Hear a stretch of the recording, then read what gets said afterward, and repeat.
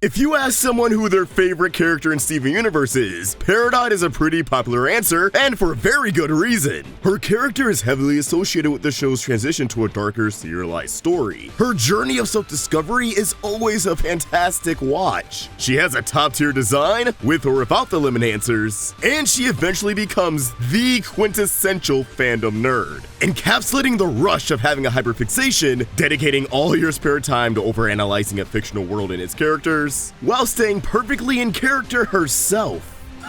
Not like I can relate to any of that at all. But of course, there's so much more to Peridot than just being a geek. She's the first gem in over 5,000 years to rebel against the Great Diamond Authority. She's someone who put in the time and effort to unlearn her prejudices and realized that gems of Homeworld had been collectively brainwashed through fear and propaganda. And by disavowing their harmful beliefs, she was able to uncover things about herself that she would have never been able to tap into otherwise. Get ready to unleash your inner morp, because today we're delving into the evolution of one of Cartoon Network's best characters. This is Peridot, Era 2's first rebel gem.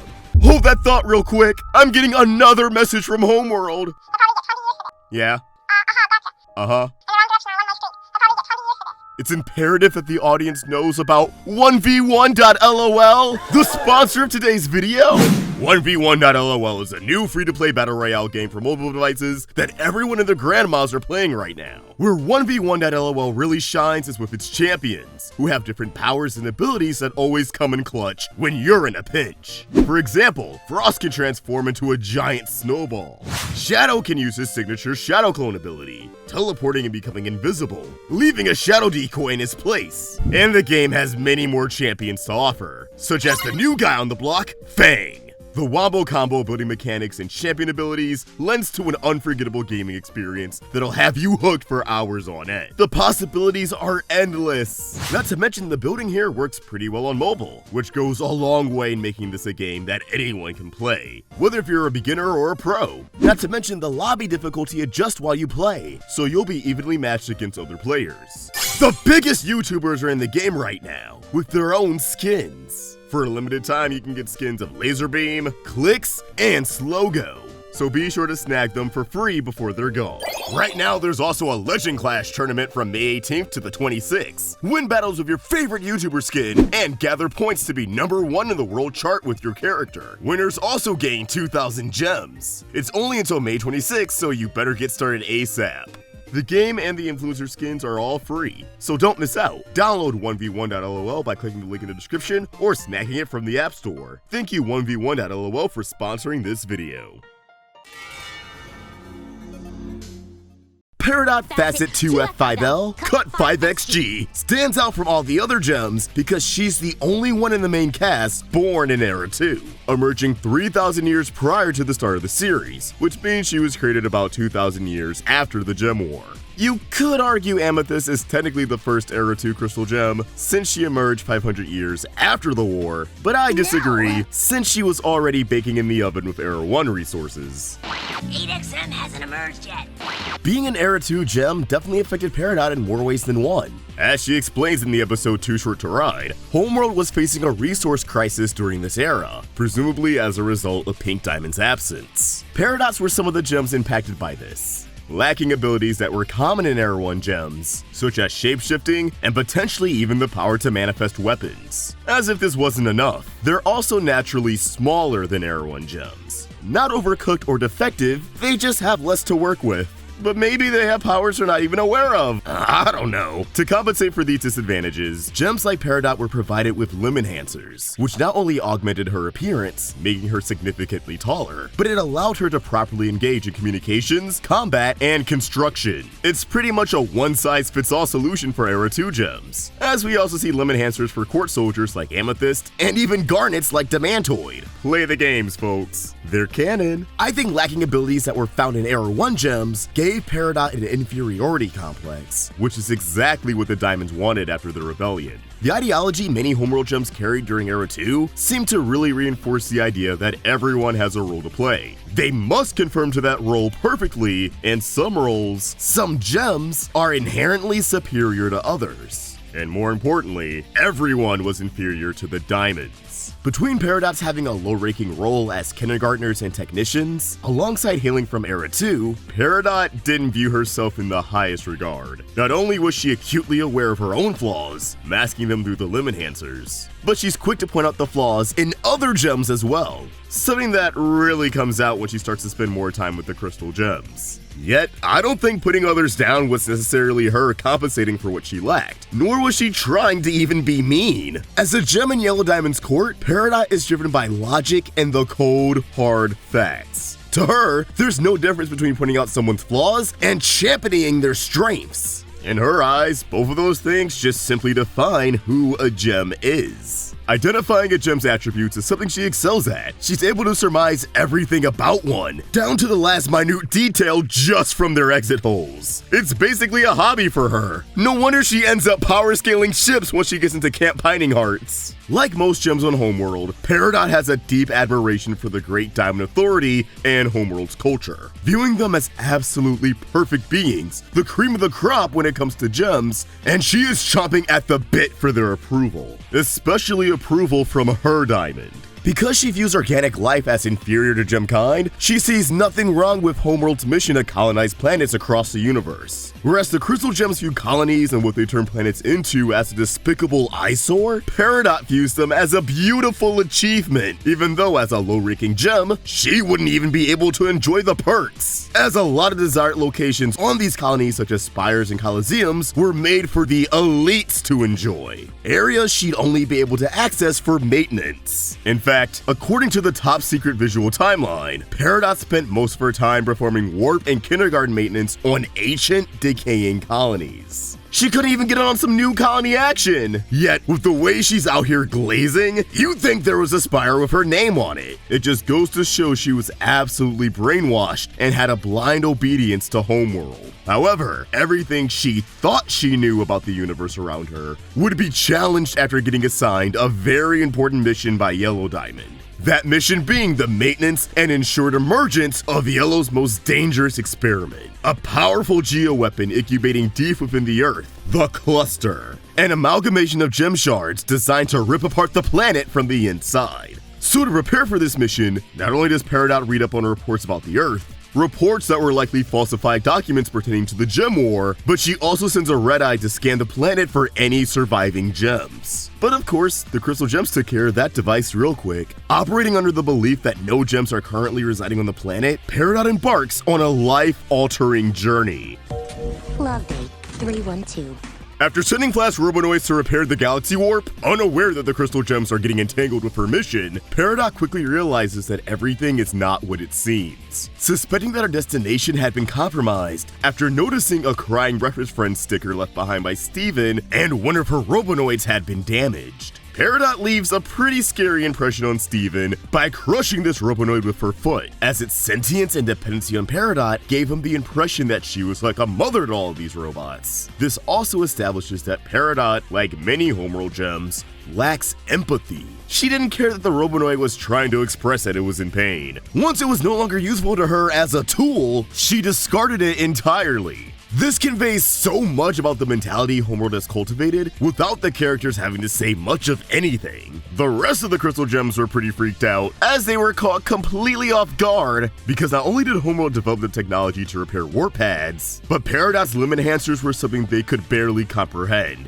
They had no idea that this was technology. They were under the impression that this was just how Homeworld was making them now. In hindsight, it's kind of funny how they were shooting bricks over a gremlin in a booster seat, but it just goes to show how scary a lack of information can be. And these fears would inform how the Crystal Gems would approach Peridot moving forward, with complete hostility. Except for Steven, of course. Peridot continues to perform maintenance on the Prime Kindergarten by sending plug Robonoids to the Earth so that she can perform a status check. The now paranoid Crystal Gems destroy as many of these Robonoids as possible, and I imagine that Peridot was under the impression that life native to the planet were the ones interfering, whether that be wild animals or human beings. But she quickly discovers that it was the work of the Crystal Gems after Steven attempts to communicate with her, which draws the entire team out of hiding, which provides another instance of Homeworld looking down upon organic life life and viewing them as inferior. As just like with the Robonoids, Peridot tries to crush Steven like a bug. Once again, there's a clear lack of empathy. We learn through this interaction that the Homeworld gems don't really understand how humans work at all. They assume they're like, well, gems. Peridot doesn't comprehend that Steven is just a name, not an entire class of human beings. There aren't a bunch of Stevens frolicking around the kindergarten. We already had that story 22 episodes ago.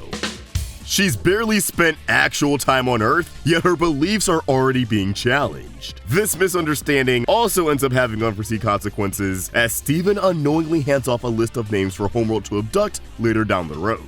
I think another thing that was older than Peridot was I really wanted to have Even getting cyberbullied. Yeah, and then meeting the person and then they're really not the person you would expect. That was like an idea that went nowhere, but it kind of didn't because that's who Peridot is. Yeah, I mean, she's doing that. We just found a really fantasy way to express that. It's like someone who's really far away, they feel really comfortable threatening you. And that's exactly what Peridot did. Yeah. She was far away, she was threatening, she was mean about everything, and then when you see them in real life, you're like, oh, you're a person, you know? Yeah, you're like, you're a very mean You're a person. very mean person. But you are like a person. That was so Another early on. really early concept that got sort of folded into Peridot. Learning that the crystal gems are active and are determined to interfere with her assignment, Peridot decides to report this incident to her superiors. Blocked and reported. In response, Yellow Diamond assigns the renowned war veteran Jasper and the recently detained Lapis Lazuli to escort Peridot. Jasper served as muscle, while Lapis was forced to provide information on the gems, providing the location of their base. While we only caught a glimpse of Peridot and Jasper's dynamic during this time, Peridot mentions in Super Watermelon Island that just being on a ship with Jasper made her tired. And with how Jasper ends up hijacking the mission after catching a whiff of rose quartz through Steven's shield, you get the idea that their relationship really embodied Homeworld status quo.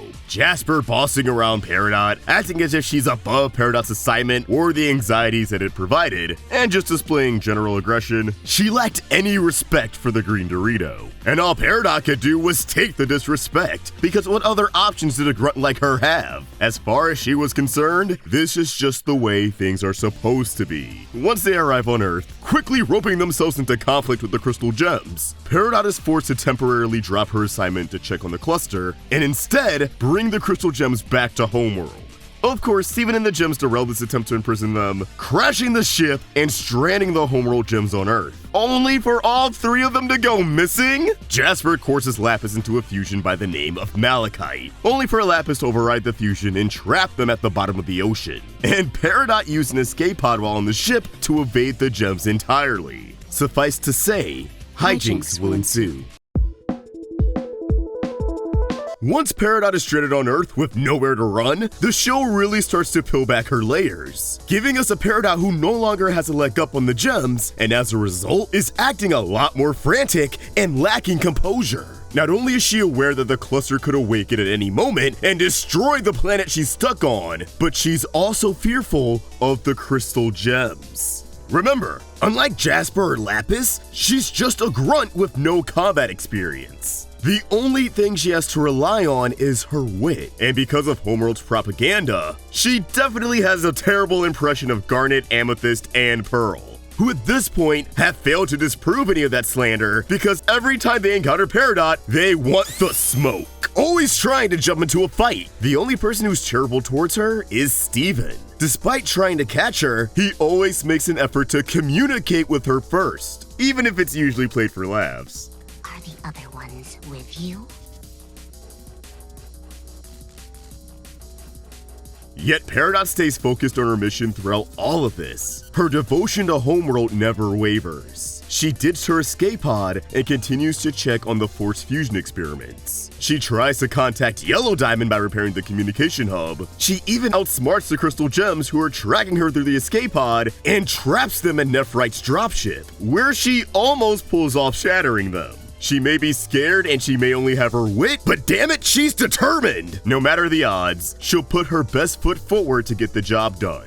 It's just unfortunate that this determination is misplaced. She's putting in all this time and effort for someone who wouldn't care if she dropped dead. Peridot thinks Yellow Diamond is counting on her specifically for the cluster's emergence, but she fails to realize something. Yellow cares infinitely more about the cluster than Peridot. If Peridot never got back to her, Yellow probably would have just sent another gem to the kindergarten or went there herself. Like most of the gems on Homeworld, Peridot is longing for recognition that she'll never get, and I'd wager being an Era 2 gem only ramped up her ambitions. Because if an unremarkable Peridot that's lesser than the generation before her is able to contribute to the Earth's destruction, maybe that suddenly make her remarkable. She would be redeemed and redefined in the eyes of her creators. When in reality, the cluster could destroy Earth, and she'd be waiting for that validation longer than Spinel waited in the garden.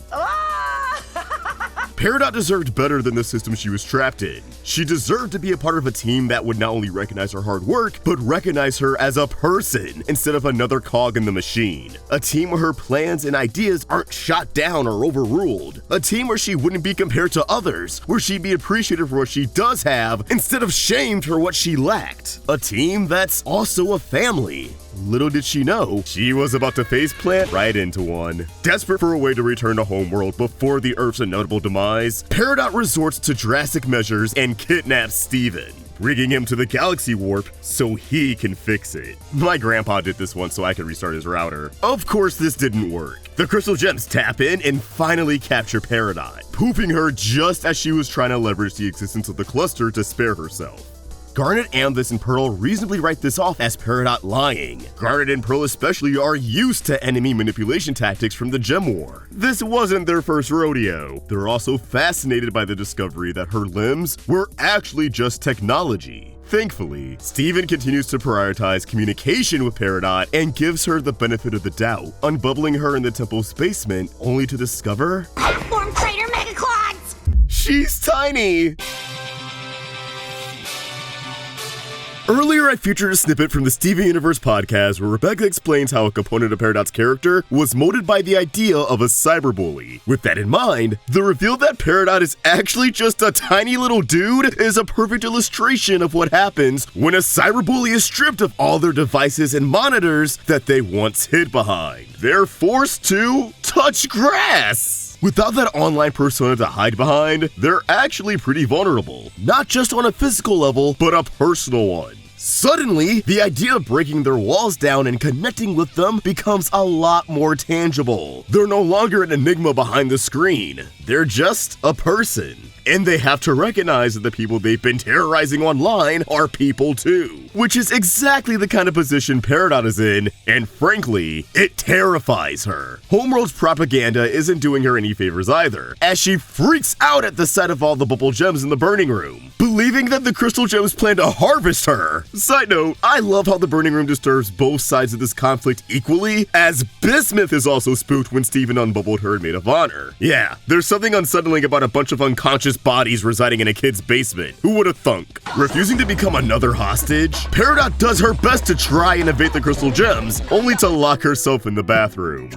where we have a brief moment where Peridot inspects herself in the mirror, potentially the first time she's ever seen a reflection, judging by her reaction. And while she's fascinated by her own appearance, she's clearly bothered by her small arms and hands. Her limb enhancers helped her forget that she was an Era 2 gem, and this moment grounds her back to reality. It's really sad to see because she's clearly ashamed of herself for things out of her control. I think anyone who's been uncomfortable with their body in any way could relate to Peridot here, and I think it adds to her likability. Another relatable aspect to her character is how she's very much a fish out of water, confused by the planet she's marooned on, unable to tell apart toiletries from weapons. I think people of all ages from all walks of life could see themselves in Peridot during this point in the story. Moving to a new place, whether that be migrating to a new state or a new country, having to adjust to new faces and a new culture. It can be a scary time, so I'm sure a lot of kids and teens who were in that situation really appreciated this stretch of episodes. Luckily, Steven's empathetic nature pays off here, as he's able to give Peri the reassurance that she's not in danger, he doesn't intend any harm, and this isn't Homeworld's abusive regime. He wants to help her resolve whatever's going on with the cluster. Although Peridot remains at odds with Garnet, Amethyst, and Pearl, which I can't really fault her for when looking at things from her perspective,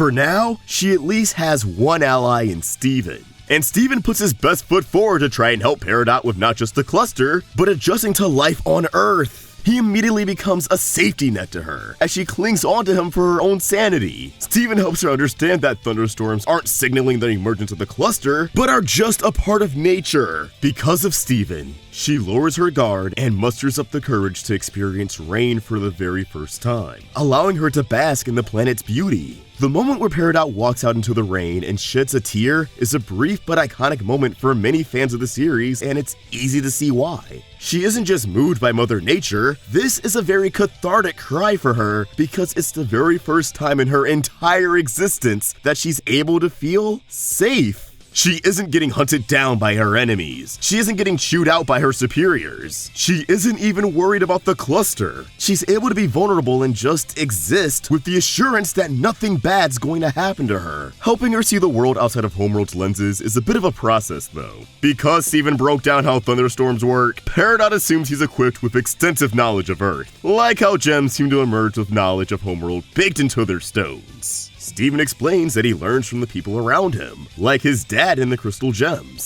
swaying Peridot to cooperate with them and let them in on what's happening with the cluster, which he pushes back against until they save Steven and Peridot from force fusion experiments. Unfortunately, that Homeworld ideology gets in the way of Peridot connecting with the rest of the crystal gems. This friction between the two parties is only compounded by them being confined to one single area when they migrate to the DeMeo family farm, aiming to build a drill before the cluster's emergence. She subscribes to the system super hard. She was a true believer in the way gems were just supposed to be. This was a little based off of interactions I would sort of have with other kids. Oh, yeah. As a Jewish kid, people would feel really comfortable just like telling me that everything I believed was just completely wrong and, Right. that horrible things were going to happen to me. Clod. And Basically. I understood, like, I was like, okay, that this person really believes they're helping me out. And I thought about that a lot with Peridot, is like, she really believes in this system and that it's good for everyone. And she's only just meeting people for whom it's not good. It failed them. And that's sort of what her arc is like really getting to know them and realizing like, oh, you don't fit into this structure that I believe in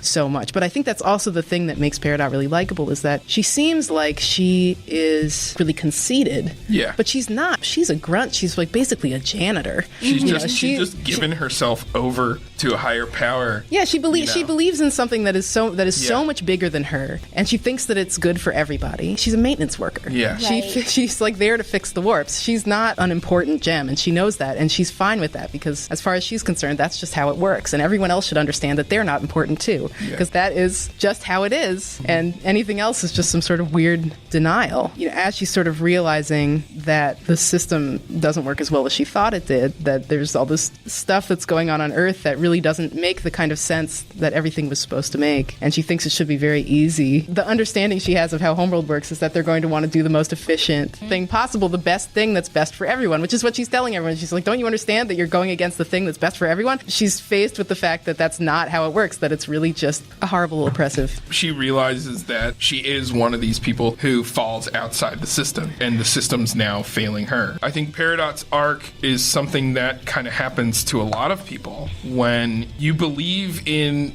just the way that things are, and then you eventually meet someone where the way that things are is bad for them, and you have to change your thinking. Yeah, but that's not easy. It takes really takes hard. a while, and people get hurt. Not everybody sticks it out, but that's why Peridot is like throwing tantrums. She's just like rolling around in the dirt. Do you think that her understanding of the world, is that something that they like drill into people, like to the gems I mean, or is that something like they pop out of the ground fully grown? Do they already have that? Some of both. But Some of both. Yeah. Right. Peridot, it's obvious that as a maintenance worker, I don't think she had time to think about her belief in the system at all. Everything was kind of study for her, which is why she knows how to fix things, but then she also knows about kindergartens. She knows a lot about her system, but she never questioned it. She had to do a lot of research to go from place to place, and I think especially with Homeworld, but this is also just something that happens in reality, that history has been very revised to make them look as good as possible and make everything that they did make sense. She's coming to Earth, she has this information about what happened there, and it makes sense to her because it's been given to her from a very specific point of view. Right. That's not the Crystal Gem's point of view. Pearl and Peridot butt heads over who should design the drill, after Peridot pretty much asserts that as a technician, she's inherently superior to a Pearl, as they're just servants, and thus she should spearhead the development of the drill. This spirals into a robot building competition that results in a tie, humbling Peridot as there are areas where Pearl bested her. Of course, Pearl doesn't subscribe to the notion that any gem is inferior to another, and suggests working together on the drill, but Peridot refuses to comply. The two will continue to brawl, but the team stands behind Pearl in spite of Peridot's victory in the battle. Peridot is forced to recognize that Pearl is more than a servant. She's someone with an extremely valuable skill set that she's honed over thousands of years. Peridot has to come to terms with the fact that her mindset is wrong, that every gem has the capability to grow and branch out of Homeworld status quo. I said it before, but Earth is truly challenging everything she thought she knew. And so, the two reach an understanding and collaborate on the drill. While assembling the drill, Steven notices that without Peridot's limb enhancers, she's unable to do her habitual log dates, which isn't just a way for her to track her assignments, it's practically journaling. Wanting her to have an outlet for her thoughts and emotions during this pivotal time in her life, he gives her a tape recorder as a substitute for her logbook, which she immediately latches onto and frequently uses. Everything isn't sunshine and rainbows, however. Peridot still has a lot to unlearn, as she unfortunately offends both Garnet and Amethyst without intending to do so, asking Garnet to infuse because her presence makes Peridot uncomfortable, which is pretty much her asking Ruby and Sapphire to not gay up the place. Peridot only thinks fusion is necessary when it serves a practical purpose, and like most of Homeworld, she thinks it's only appropriate when the fusion is between two gems of the same cut. She can't wrap her head around why two different gems from opposing courts would want to stay fused all the time. At least, not yet. She makes Amethyst feel horrible about herself after pointing out how Amethyst is defective, thinking that Amethyst's amusement over her roasting Pearl and Garnet means that Amethyst herself wants to be roasted. Peridot's still learning what it means to be a friend, and when a joke crosses the line and becomes an insult, she doesn't realize that some things are off limits and is just rude to bring up, and I think that's another relatable aspect of her journey. Making a bad joke that sets off someone you're trying to befriend, or saying something that wasn't intended to be harmful without considering other people's feelings. It's something a lot of people will struggle with throughout life. Just don't be the kind of person who gives up on their awareness, cries that society is too sensitive nowadays, and becomes a miserable little shit who makes offending people their entire personality. Lord knows we have enough of those people scouring the internet. I do think Peridot saving Amethyst from the runaway drillhead is a testament to her growth, even if she still has a ways to go. With Homeworld's mindset, you don't put your own gem on the line to save someone you view as inferior, especially if they're defective. Peridot apologizes to Amethyst through her tape recorder, which I always read as her being too shy and embarrassed to apologize to her face directly, like sending a text message or voice note to someone you know you screwed over before you have to see them again in person. Peridot explains that she's still getting used to Earth's customs and is striving to do better, rationalizing that she's not above Amethyst as someone who fumbled the bag with her mission and is now rubbing shoulders with the enemy, which is kinda really sad. Like, it's good she apologized and acknowledged that she's trying to adapt, don't get me wrong, but the whole devaluing herself over people who don't give a damn about her thing is a bummer. She's putting all her self-worth into Homeworld. Even with her current predicament, she's still driven by the hope that Yellow Diamond will recognize her worth when all of this is said and done. But again, the Diamonds don't give a damn about her. She's adapting to Earth, but she doesn't see herself as an Earthling. She's still reducing herself to another cog in the machine. And as long as she maintains this depressing loyalty to Homeworld, she'll always feel like an outsider to the Crystal Gems. There will always be a wall between them. The best example of this being Steven's birthday, where she abstains from the party in favor of working on the drill in her lonesome. She generally has a problem with leisure, stuck in the Homeworld grind instead of working on something until it's done.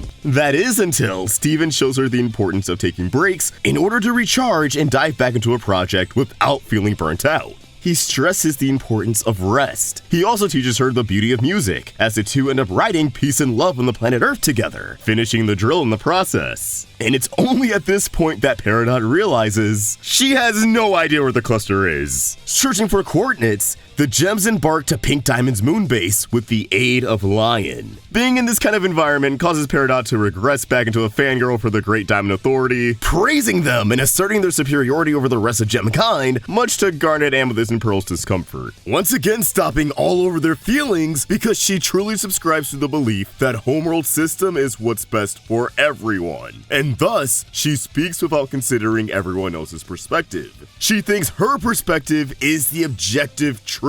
She insults everything the Crystal Gems stand for by lamenting Earth's potential as a completed gem colony, stating how it could have been great for Homeworld. But, you know, it's terrible for all of the organic life on the planet. Pearl asserts that Rose Quartz believed all life was valuable and worth protecting, not just Gemkind. To which Peridot retorts that if it wasn't for Rose Quartz, the cluster wouldn't even exist and the Earth wouldn't be in peril. Which, isn't completely true. But yeah, nobody liked that she said that. Steven breaks up the argument before Garnet poofs Peridot into next week, privately expressing his disappointment in her and how he hoped she would have understood why they admire Earth by this point. Feeling more isolated than ever before from the Crystal Gems, Peridot decides to cut her losses and steals the Diamond Communicator from the moon base so she can contact the one and only Yellow Diamond.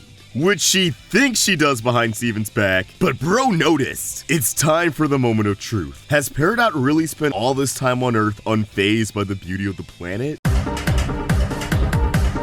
Steven immediately confronts Peridot once they return to the barn. Trying to understand why she's so obsessed with the diamonds, he inquires about them, only for Peridot to give the same generic spiel she gave on the moon base. They're perfect, they can do no wrong, and she'll never betray the gem she was made for. Realizing that he's basically talking to a brick wall, Steven dupes Peridot, locking her in the car door and retrieving the diamond communicator, though he doesn't exactly know what it is. However, once Peridot explains its purpose and her plan to contact Yellow, boasting that she could be of use to her diamond, a betrayed Steven alerts the gems that she's up to no good. This entire experience is really deflating for Steven, but let's save that for his own video. It's pretty disturbing seeing Peridot vocalize such a bleak outlook. You simple Clod keep trying to protect the Earth, but you can't do anything right. None of that matters. All that matters is that I'm of use to Yellow Diamond. She breaks out of the car and starts wreaking havoc with her Peribot, stealing back the communicator and making a mad dash to somewhere remote so she can call Yellow Diamond. The Crystal Gems quickly catch up to her and wrestle for the communicator. Peridot thinks everyone is just acting on emotion instead of logic, and that a conversation with Yellow Diamond will sort everything out, activating the device and establishing a link with the Yellow Diamond control room. Who authorized you to make this call? Peridot built this moment up in her head for so long, over-exaggerating her importance to the cluster's emergence, craving validation from her superiors for thousands of years, only to be immediately humbled. Peridot reporting in. Which Peridot? Having to roll out the government name? She has no idea who you are, dude! This is a very sobering experience for Peridot. Quickly realizing that Yellow Diamond has no interest in her personally, she didn't even bother to hear about why Peridot was using the diamond communicator, nor did she care about the journey that brought Peridot to this point. Instead of being celebrated by Yellow Diamond, Peridot is scolded for being behind schedule and damaging the ship. But Yellow Diamond isn't the only one throwing Peridot for a loop. She ends up surprising herself as she's compelled to cover up the Crystal Gem's involvement in her misadventures, taking the fall for crashing the ship. Despite claiming the Crystal Gems were acting on emotion and denying the bond she's formed with them, Peridot's own emotions get in the way of what was supposed to be her big moment. Acting on logic and emotion, she tries to pitch a counter-proposal to the cluster, reasoning that the Earth offers resources unique to the world that could be of use to Homeworld, and that potential shouldn't go to waste just to have one geoweapon. It's really telling because it goes to show that this whole time at the barn, Peridot really was warming up to Earth. She wanted to ensure its continued existence, and she would ponder about peaceful outcomes where Homeworld and Earth could coexist. She was dissatisfied with the system without even realizing it. She even says to Yellow Diamond directly that she's questioning her leader's objectivity, upsetting the revenge-driven matriarch. Peridot refuses to let the Earth perish, knowing that the planet is worth protecting. She finally accepts the Crystal Gem's perspective after denying that she aligned with it for so long, resigning from Homeworld's empire by insulting Yellow Diamond right to her face. You Clod! By defending Earth against a diamond, Peridot has become a full-fledged Crystal Gem, and she's absolutely at war with herself. She's both elated with and horrified by her actions, referring to herself as a traitorous Clod. The traitorous Clod! Traitorous Clod! Traitorous Clod! She also hands off her tape recorder to Steven, claiming that it's the source of her madness. This allows Steven to revisit Peridot's growth as he listens to her log dates from the very beginning. How she learned that humans can't fly by pushing Greg off the roof, with Garnet making it clear that he's extremely fragile.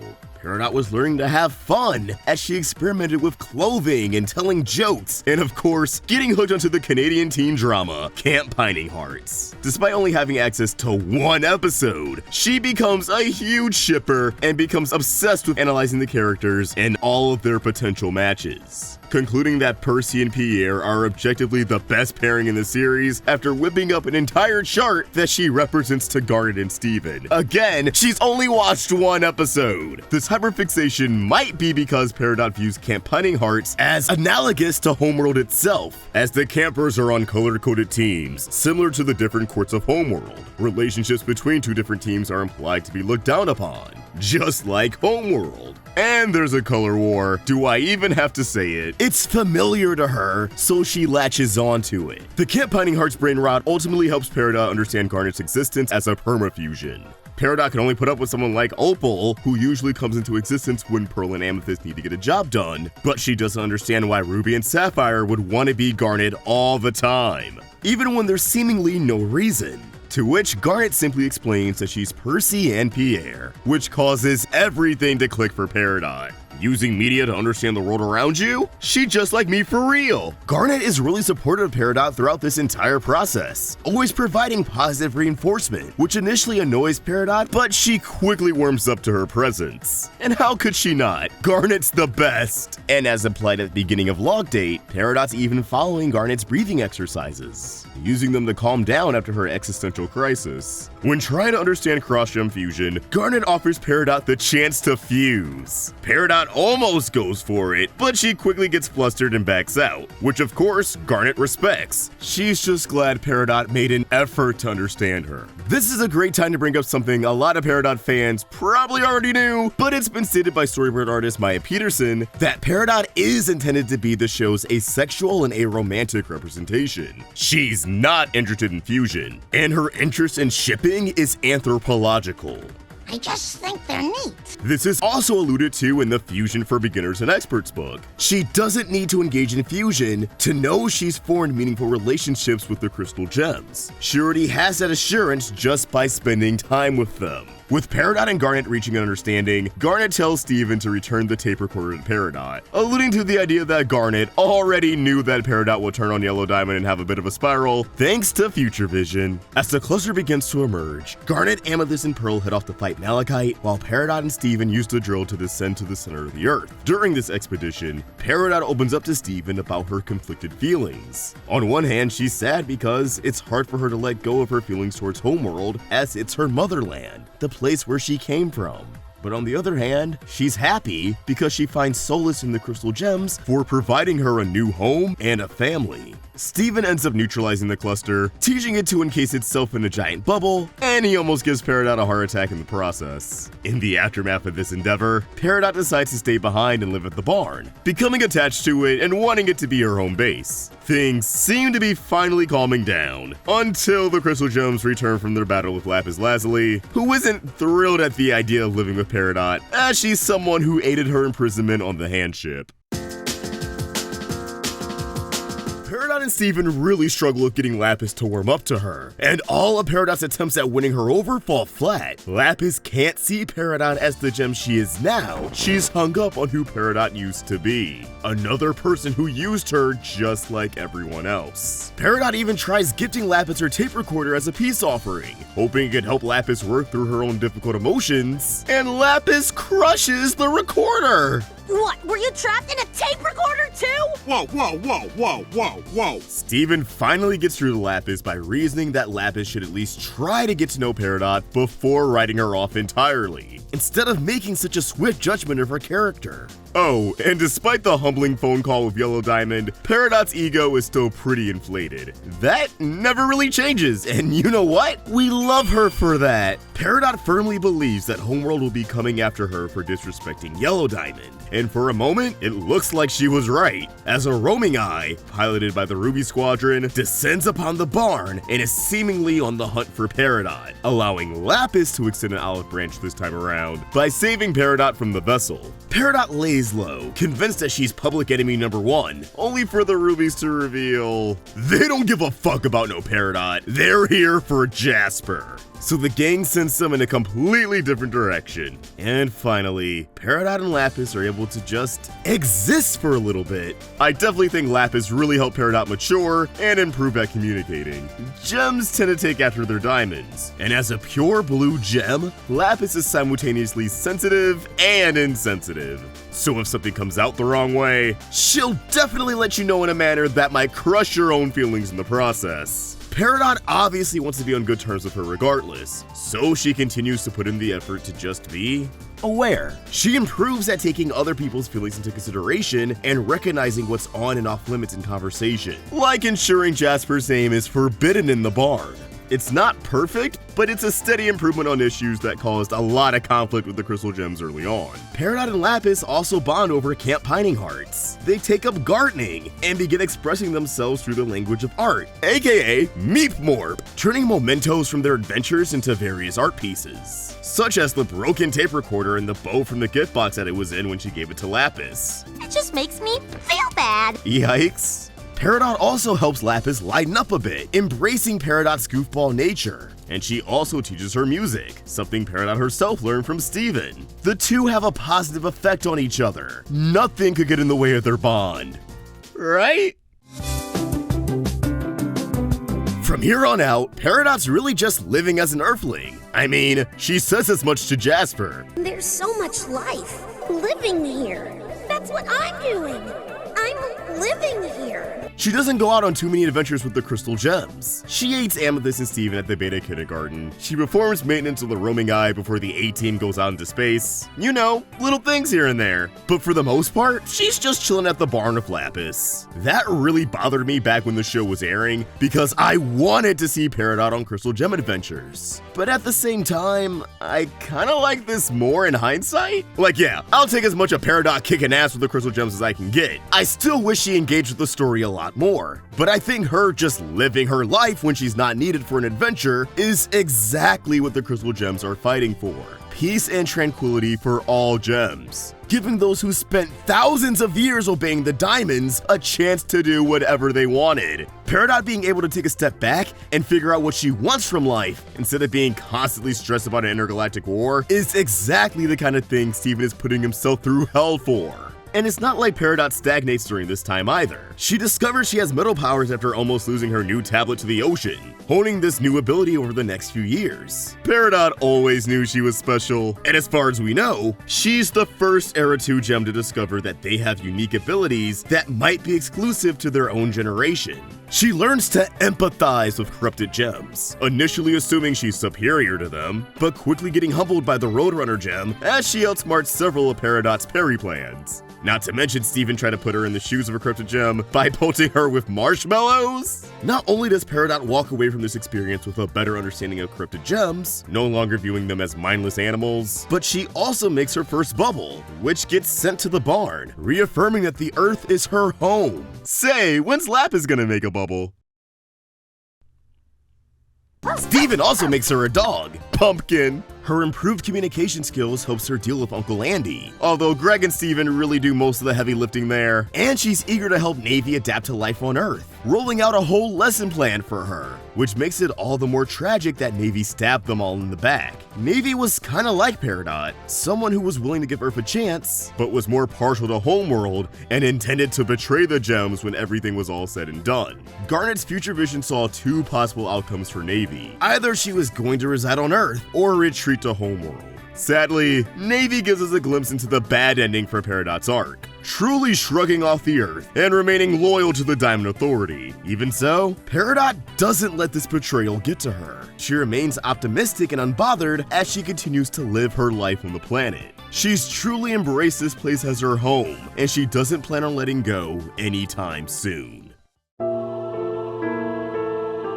Guess who has to let go of her home? After Steven surrenders himself to Aquamarine and Topaz, being brought to Homeworld and escaping shortly after, Lapis is on high alert and ready to ditch Earth. Much to Peridot's dismay, as she feels forced to comply, or else she runs the risk of upsetting Lapis. Peridot truly accepted the barn and the Earth as a whole as her new home, whereas Lapis only viewed it as a hideout. Lapis has always been in fight or flight mode, literally, and after being held captive numerous times throughout her life, she's not rolling the dice again. So in spite of Peridot's best efforts, Lapis hightails it out of there, taking the barn in the process. Lapis, you didn't even live there first! Don't be such a bitch! Following the loss of Lapis in her home, Peridot falls into a deep depression. Her world has been completely shattered. She built up her new life with Lapis, thinking it was a future they were both invested in, only to be hit with the cold reality that Lapis never viewed their arrangement as a long-term thing. It makes Peridot feel like everything is pointless and will inevitably fall apart. Peridot is someone that has tremendous energy and like tremendous ability to do things with that energy. A lot of times she can invest too much of it in the wrong space, especially with Lapis. She definitely tried so hard to make sure everything was perfect that it ended up being a catastrophe, which wasn't entirely her fault. It was definitely like two gyms just not talking, and then they not talked so much that it escalated quickly. Putting so much effort into something and nothing comes of it. And it's another good thing. It's like, even though your friends are trying to help you move on, sometimes even that doesn't work. And that's okay. Like investing a bunch of time and energy into something and then nothing grows from it. That's fine. Just, you have to know when to like move on to greener pastures, which was the end point of the whole show, was them deciding to plant plants somewhere where they can grow. Sometimes it's the wrong person, sometimes it's the wrong time. I feel like, you can't, like you said, be hyperfixated on it because there's a whole world around, no matter what the problem you're facing is. As one might expect, Peridot's friends don't leave her hanging during this difficult time as she moves back into Steven's bathroom. Steven and Amethyst give it all they got to ensure Peridot doesn't feel alone or rots in the bathtub all day. They try to restart life at the kindergarten, which reaffirms the lesson of not pouring all your energy into the wrong places. Amethyst makes sure she gets out of the house and engages with the community by joining Jamie's theater group, the Beach City Laugh Guards, and she's seen sparring with the Crystal Gems, which allows her to exercise her metal powers. She also participates in planning Ruby and Sapphire's wedding, laying the pivotal role of Flower Girl on the big day. She still has anxiety over Lapis's departure, wondering if the diamonds really will return for the planet, but she has the reassurance that even if they do come, she won't have to face them alone. Peridot, like the other Crystal Gems, plays a pivotal role in helping Steven liberate Homeworld from the Great Diamond Authority, setting the stage for Era 3. She engages in battle against Blue Diamond, and also has a confrontation with Yellow Diamond. How did Yellow Diamond react to seeing the gem who contacted her through Pink Diamond's communicator, only to insult her intelligence? She doesn't even remember her. Remember me? No. She also gets to reunite with Lapis, although we never really get to see them address things. The movie in future makes it clear that they were able to return to good terms, however, forming a solid B team with Bismuth. I think Peridot was just happy Lapis was back and didn't bother to hold a grudge against her, but I do hope she got an actual apology. After Steven reveals his diamond heritage to Yellow and Blue, heading off to Homeworld in an attempt to appease White Diamond, Peridot eventually reforms with a new Gurren Lagann-esque visor that causes her gem to be exposed, reflecting her newfound willingness to be vulnerable, a skill that developed throughout her time on Earth. She helps Bismuth repair Yellow and Blue ships, and in an incredible display of her metal powers, she helps Connie reach the top of White Diamond's ship. Meaning without Peridot, Connie wouldn't have been able to help Steven reach his other half after White Diamond yanked out his gem. She also used her metal powers to save Bismuth, preventing Homie from falling to her death. Suffice to say, the great and lovable Peridot was the MVP on this fateful day. She says it herself, she returned not as a servant, but as a savior! You think any Peridots were watching all this go down and thought, wait a minute, we can f***ing fly? After the Diamonds end their reign of terror and surrender their thrones, allowing Homeworld to enter an era of peace where gems can do whatever they want, Peridot joins the rest of the Crystal Gems in leading the future. She's one of the founding members of Little Homeworld, overseeing its construction, and serves as one of its teachers at Little Homeschool, spreading everything she's learned to other gems, teaching them how to garden, create meat morp, and all sorts of fun stuff. I do wish we got to see more of her in future. That 20 episode order did everyone dirty. Still, I appreciated the amount of her we did get. It tracks that she would be someone who hates reboots, despising the new Camp Hiding Hearts, but watching it with Steven for old time's sake. If Peridot can find an objective best ship, she can easily argue why one iteration of a show is better than the other. I would not want to get into it with her on Twitter. I do think teaching at Little Homeschool is a really fitting conclusion to her character, because as Era 2's first Rebel Gem, she discovered that it was never too late to change and truly discover herself. Now she gets to help countless gems and a few humans do the same. I feel as if people think they can only change who they are when they're a child or when they're going through puberty or something like that. Right. But that's so not true. You can reinvent yourself every day if you want. I mean, that would be very exhausting, but you can. Right. And Peridot does. Yeah, and you change every day based on experience. Yeah. You're not going to stay the same, ideas change, the way you perceive things, the way things affect you. I think Peridot's really a great character to see that change in, like how she let people affect her, like she let people in, and that's really hard. That was hard for her. I think it's hard for people to let people in, like in general, to be so vulnerable. I think that's all I really got in the tank for this one, but it was really dope to revisit Peridot's character. I think I'm getting the hang of these kind of videos. This one definitely came out a bit more recappy than I initially intended, but I still hope you learned something new. Drop your thoughts in the green Dorito in the comments down below, and if you did enjoy the vid, be sure to throw it a like and subscribe to the Roundtable with notifications on so you don't miss the next one. Thanks so much for watching, and I hope you have an awesome day. See ya!